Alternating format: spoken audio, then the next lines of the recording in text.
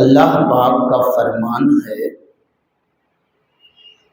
اے بندو اپنے رب سے کہو، اے ہمارے رب ہمیں بخش دے اور ہمارے ان بھائیوں کو بخش دے جو دنیا چھوڑ کر ہم سے جدا ہو کر چلے گئے، یعنی عالم برزخ میں چلے گئے، قبروں کی دنیا میں چلے گئے۔ یہ قبروں کی دنیا کیا ہے پیارے؟ میں صرف ایک حدیث کی روشنی میں سمجھانا چاہوں گا۔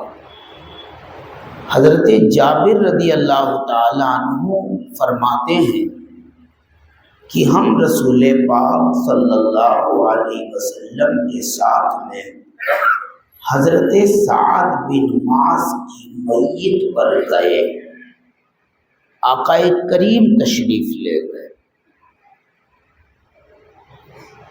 یہ بھی بتا دوں حضرت سعد وہ ہیں جن کے لیے آسمان کے سارے دروازے کھولے گئے،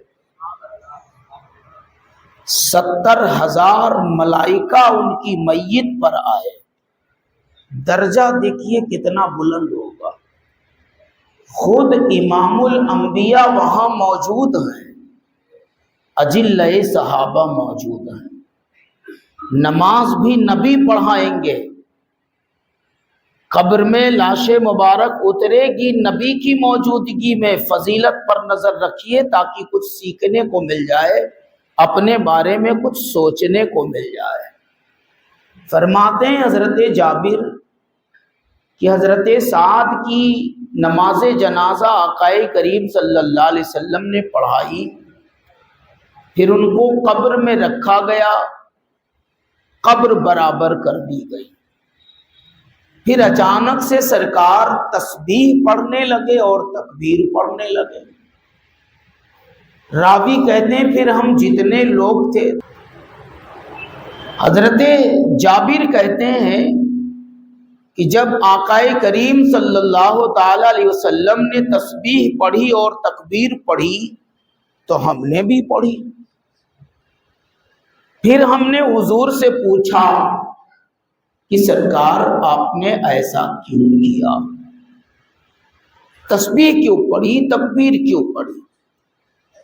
اب سنیے حضور نے جو فرمایا، کہا کہ میں نے دیکھا سعد مرد صالح پر اس کی قبر تنگ ہو رہی تھی۔ خود حضور مرد صالح کہہ رہے ہیں، حضرت سعد کو کہہ رہے سعد مرد صالح پر قبر تنگ ہو رہی تھی، اس لیے میں نے تسبیح اور تکبیر شروع کر دی تو اللہ نے اس کی برکت سے اس کی قبر کو کشادہ کر دیا۔ کیا سمجھ میں آیا؟ جب ایسے صالحین کے لیے قبر تنگ ہونے لگتی ہے تو آپ کہاں ہیں صاحب؟